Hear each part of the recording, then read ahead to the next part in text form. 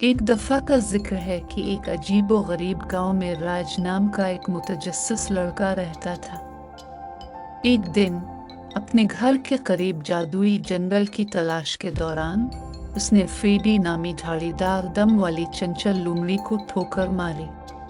राज और लुमड़ी एक साथ जादुई मुहिम जोई का आगाज करते हुए तेज दोस्त बन गए।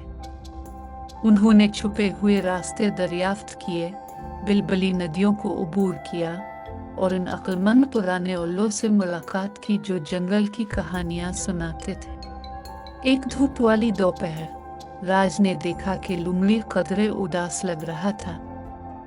कुछ गलत होने का एहसास करते हुए इसने पूछा, मेरे प्यारे दोस्त, तुम्हें क्या परेशानी हो रही है? लुमड़ी ने आह भरी और बताया कि वो किस तरह आसमान में बुलंदी पर उड़ते परिंदों में शामिल होने की ख्वाहिश रखता है। मदद करने के लिए पुरज़्म राज ने एक मंसूबा बनाया। टहनियों, पत्तों और तख़य्युल की एक झलक के साथ उन्होंने लुमड़ी के लिए परों का एक जोड़ा तैयार किया। जैसे ही सूरज उफ़क़ के नीचे डूब गया, राज ने सरगोशी की। अपने आप पर यकीन रखो फरीडी। एक छलांग और फड़फड़ाने के साथ लुमड़ी रात के आसमान में बुलंद हुआ। चांद और सितारों ने अपने नए पाए जाने वाले अलिफावें दोस्त की तारीफ की। इस दिन से आगे राज और लुमड़ी की मुहिम जोई नई बुलंदियों पर पहुंच गई।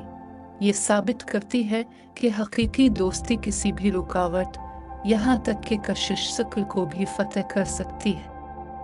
और इस तरह जादू के जंगल के दिल में एक लड़का और एक लुमड़ी ने रात को अपने गैर मामूली बंधन के रंगों से पेंट किया और अपने पीछे एक ऐसी कहानी छोड़ गए जो आने वाली नस्लों के लिए सरसराती पत्तों में गूंजती रही।